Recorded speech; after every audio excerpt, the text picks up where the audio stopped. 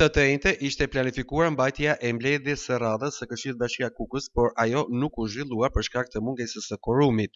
Mungesa e numrit të nevojshëm të këshilltarëve bëri të pamundur shqyrtimin dhe miratimin e pikave të parashikuar në rendin e ditës, duke shtyrë kështu vendimmarrje të rëndësishme për komunitetin.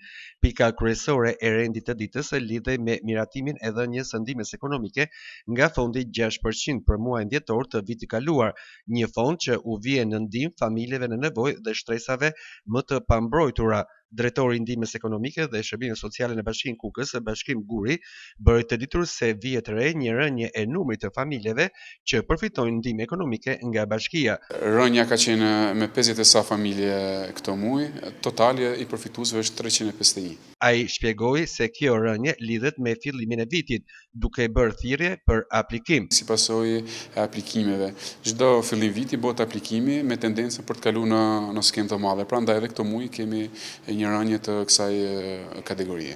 Ftojmë gjithë familjet dhe kategoritë në nevojë që nga data 1 deri me datë 10 të paraqiten pranë zyrave tona për të bërë aplikimin për të bërë pjesë së skemës së ndihmës ekonomike. Është procedurë e vështirë kjo? Procedura është shumë e thjeshtë, mjafton vetëm me 3 dokumenta, nuk ka ndryshuar si gjë, është si gjithë vitet e tjera.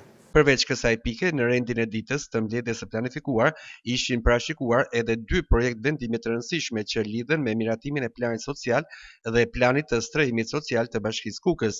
Këto dokumente synojnë të adresojnë problematika sociale, strehimin e familjeve në nevojë dhe përmirësimin e kushteve të jetesës për shtresat më vulnerabël.